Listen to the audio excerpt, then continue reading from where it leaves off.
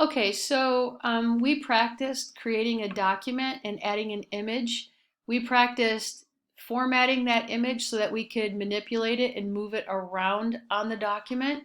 And now I want you to do one extra step, and that extra step is going to be dividing your page into columns. So in order to do that, you're going to open up a Google document, a blank Google document like this one.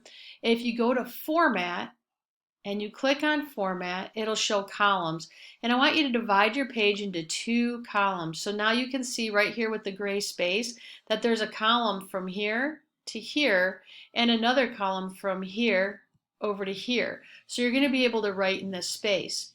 Now what I want you to do is I want you to make a recipe page, and you're going to make it look like this recipe page.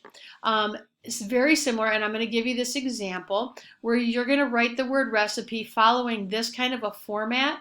Now, I'm not going to tell you the names of these different types of fonts, but I want you to kind of eyeball them and then look in the font styles, look at the sizes. Remember, you could change them to bold, you can change the colors, but I want it to say recipe. And then we are not doing strawberry vanilla pancakes, even though it's in another language. What I would like you to do is give me your favorite recipe. What recipe do you use either yourself or your grandma or in a family? What's your favorite recipe? And I want you to give that recipe. So you're going to name it right here. It looks like it's bold, and I like how the colors match the pictures.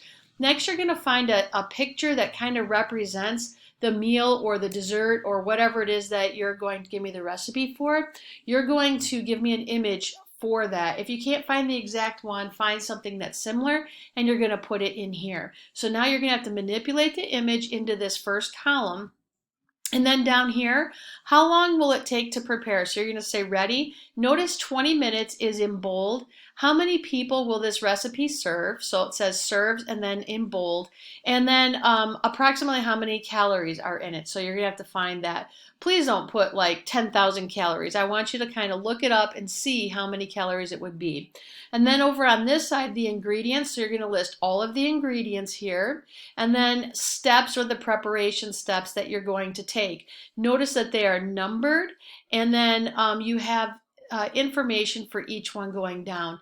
And then lastly, you're going to have a tip. Like maybe your tip might be prepare ahead, or for a thicker recipe, use a little less milk or something like that. So again, you're going to create your own recipe by dividing this page into columns, and then I want you to eyeball the font, the style, the size, the boldness, and then also include a picture in this. All right, so it's your favorite recipe.